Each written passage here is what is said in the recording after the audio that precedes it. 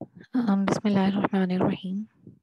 इस चैप्टर का जो फर्स्ट लेक्चर था जिसमें हमने एंगुलर डिस्प्लेसमेंट, एंगुलर वेलोसिटी और एंगुलर एक्सेलरेशन डिस्कस किया था, उसमें एंगुलर डिस्प्लेसमेंट तक तो ठीक था। एंगुलर वेलोसिटी के टॉपिक में बीच में जाकर आवाज़ रिकॉर्ड नहीं हुई तो वो ऑडियो नहीं है उस बाकी पार्ट में, आखिरी 10 मिनट की जो वीडियो है उसमें। तो इस वजह से एंगुलर वेलोसिटी और एक्सेलरेशन वाला जो टॉपिक है वो हम दोबारा यहाँ पढ़ने लगे हैं।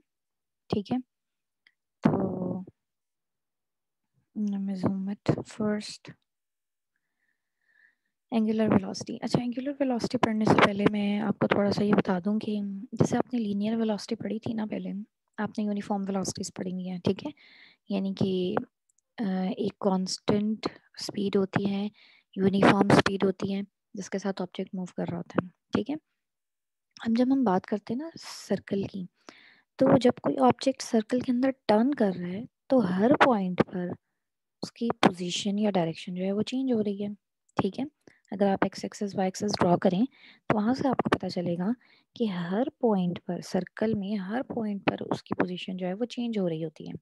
ठीक है, अब वेलोसिटी जो है उसके अंदर दो चीजें हैं, एक मैग्नीट्यूड जिसको हम स्पीड कहते हैं और दूसरी उसकी डायरेक्शन। अब जब बॉडी की डायरेक्शन ऑफ मोशन या बॉडी की पोजीशन चेंज हो रही है तो इसका मतलब है कि वेलोसिटी की डायरेक्शन भी चेंज हो रही है। ठीक है, तो चाहे स्पीड कांस्टेंट हो, ऑब्जेक्ट कांस्टेंट स्पीड के साथ ही मूव कर रहा हो, लेकिन वेलोसिटी फिर भी चेंज होती रहती है। ठीक है, तो ये बात आपने जहन में रखनी है कि सर्कुलर मोशन के दौरान वेलोसिटी जो है वो कॉन्स्टेंटली चेंज हो रही होती है, क्योंकि सर्कल के अंदर हर पॉइंट पर ऑब्जेक्ट की जो डायरेक्शन है, जो मूव कर रहा है, उसकी डायरेक्शन हर पॉइंट पर चेंज हो रही होती है। ठीक है, तो इसीलिए वेलोसिटी भी हर पॉइंट पर चेंज हो रही होती है। ठीक है, तो अब हम एंगुलर वेलोसिटी पढ़ते हैं। एंगुलर वेलोसिटी को एक्सप्लेन करने के लिए आप वही एग्जांपल लेंगे जो आपने एंगुलर डिस्प्लेसमेंट में ली थी। मैं एक दफ़ा आपको दिखा दूं।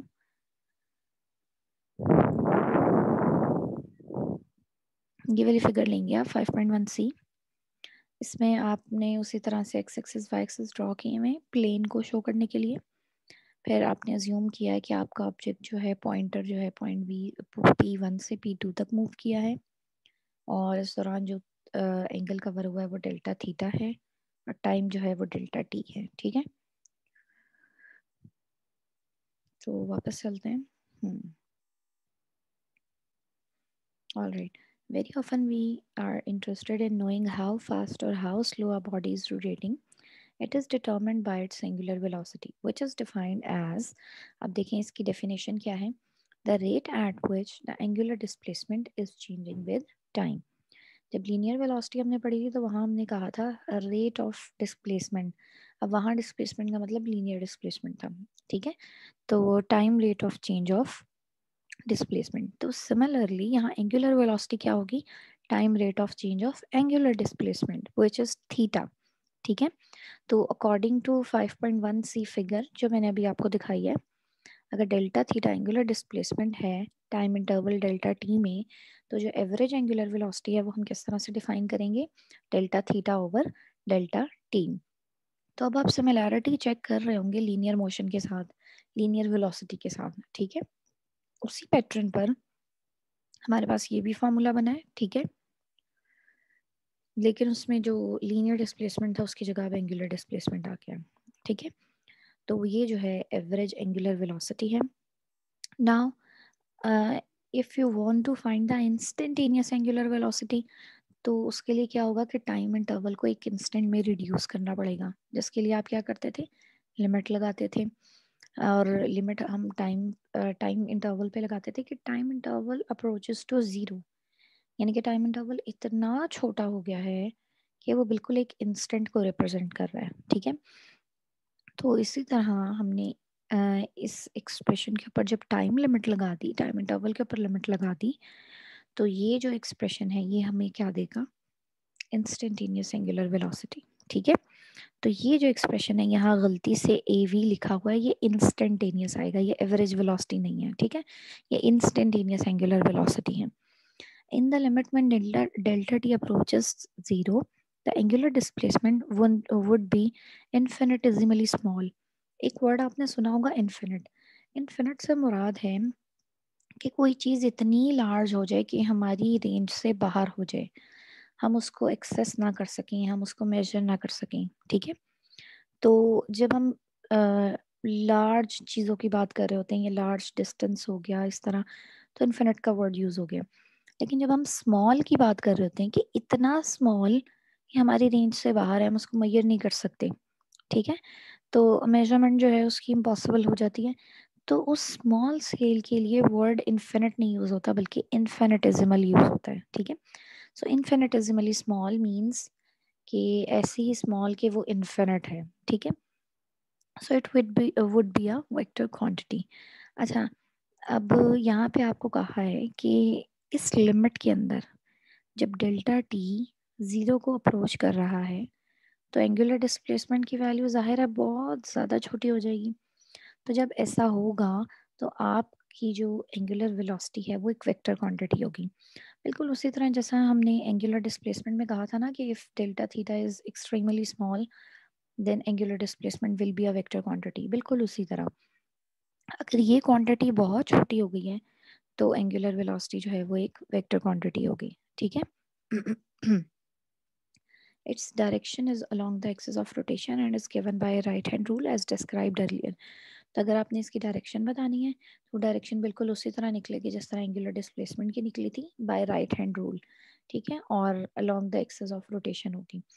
So angular velocity is measured in radians per second, which is its SI units. अगर आपको याद हो हमने 3 यूनिट्स पढ़े थे एंगुलर डिस्प्लेसमेंट के, एक डिग्रीज, एक रेडियंस और एक रेवोल्यूशन, ठीक है। तो उनमें इन तीनों में से हमने रेडियंस को एसआई यूनिट कहा था। तो इसी वजह से जो एंगुलर वेलोसिटी का एसआई यूनिट होगा वो रेडियंस पर सेकंड होगा। फिर उसके अलावा हम डिफरेंट यूनिट्स यूज़ कर सकते हैं जिनमें रेवोल्यूशन पर मिनट जो है वो बहुत अहम है, ठीक है। ये आपको एक एनिमेशन दिखाई गई है और इसमें देखें ये जो डायरेक्शन है एरो अपवर्ड जा रहा है, ये एंगुलर वेलोसिटी की डायरेक्शन है, ठीक है। तो ये अलोंग द एक्सिस होती है।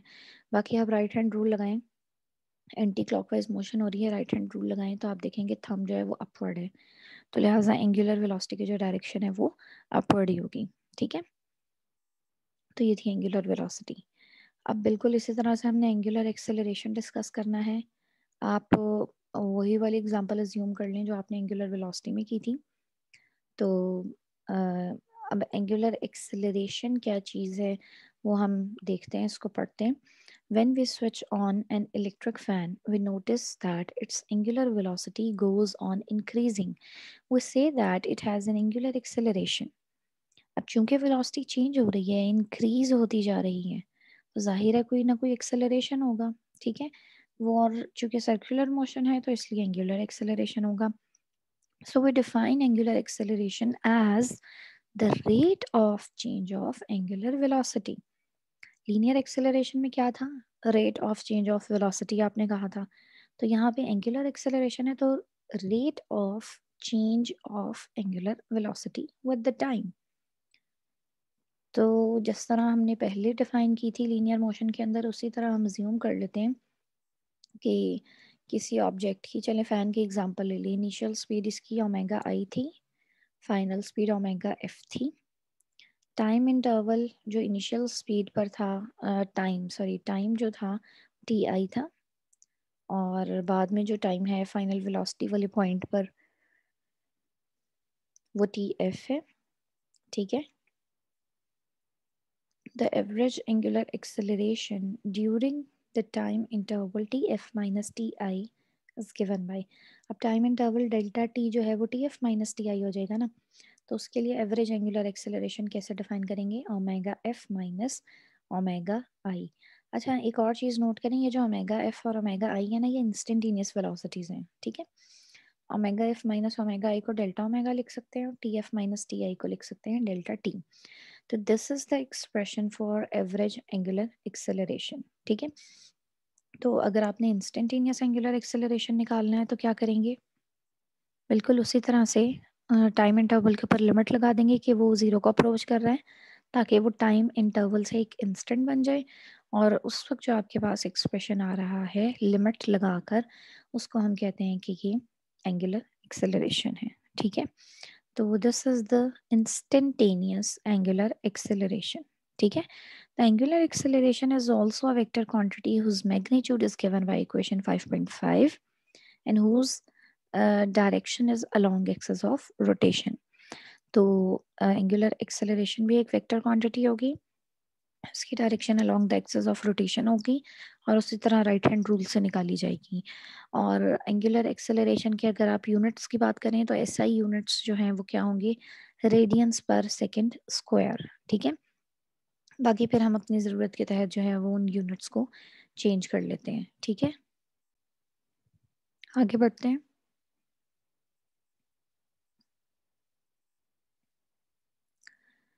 अच्छा, ये जो लास्ट पैराग्राफ है ना, ये बेसिकली एंगुलर एक्सेलरेशन से इसका कोई ख़ास रिलेशन नहीं है, लेकिन इसमें आपको एक बहुत काम की बात बताई गई है जो आगे जो है हमारे काम आएगी।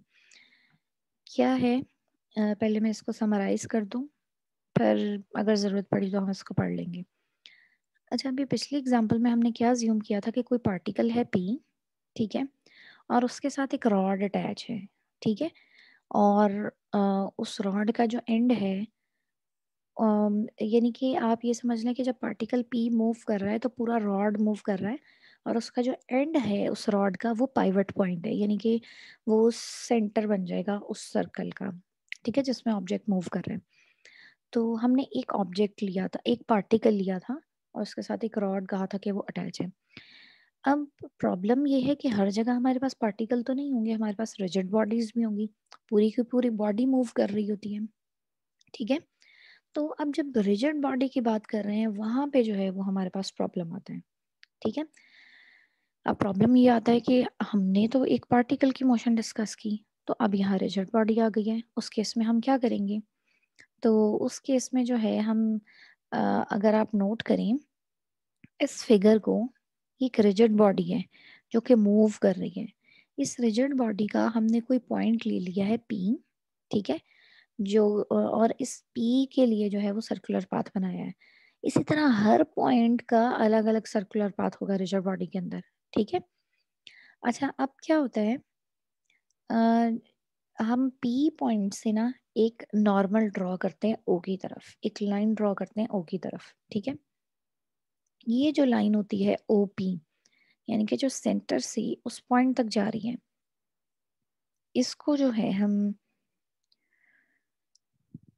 इस लाइन को हम रेफरेंस लाइन कहते हैं। ठीक है, जैसे जैसे अब आप नोट करें, जैसे जैसे बॉडी रोटेट करेगी आपको नजर आएगा कि ये पूरी रेफरेंस लाइन मूव कर रही है। जैसे पार्टिकल और रॉड दोनों मूव किए थे ना, इन द सेम वे ये पूरी की पूरी रेफरेंस लाइन जो है वो सर्कुलर पाथ बनाएगी। सिर्फ पी नहीं बनाएगा, बल्कि पूरी की पूरी रेफरेंस लाइन जो है वो एक सर्कुलर मोशन परफॉर्म करेगी।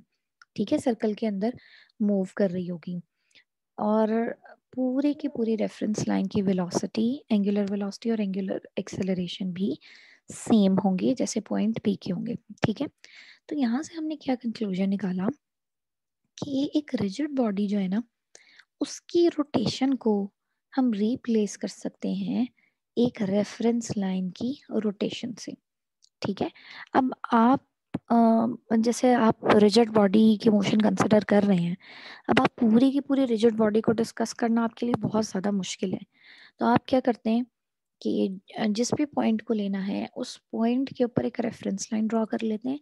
अब उस रेफरेंस लाइन की जो सर्कुलर मोशन है वो बिल्कुल ऐसे ही है जैसे पूरी की पूरी रिजिड बॉडी की मोशन हो। ठीक है, तो यही सारी बात इस पैराग्राफ में लिखी हुई है। मैं एंड रिजल्ट पढ़ लेती हूँ। Thus, the rotation of a rigid body can be described by the rotation of the reference line OP, and all the terms that we defined with the help of a rotating line OP are also valid for the rotational motion of a rigid body. ठीक है, तो OP के लिए यानी reference line के लिए जितने भी एक्सप्रेशंस हम निकालेंगे वो सारे के सारे एप्लीकेबल होंगे, वैलिड होंगे पूरी रिजिड बॉडी की मोशन के लिए। ठीक है, तो अब नेक्स्ट हमने क्या करना है, नेक्स्ट जो भी टॉपिक्स हैं उनमें कैलकुलेशंस के लिए, डेरिवेशंस के लिए हम रिजिड बॉडी की एक रेफरेंस लाइन जो है वो अज्यूम किया करेंगे और उसके थ्रू जो है वो कैलकुलेशन किया करेंगे। ठीक है, थैंक यू सो मच।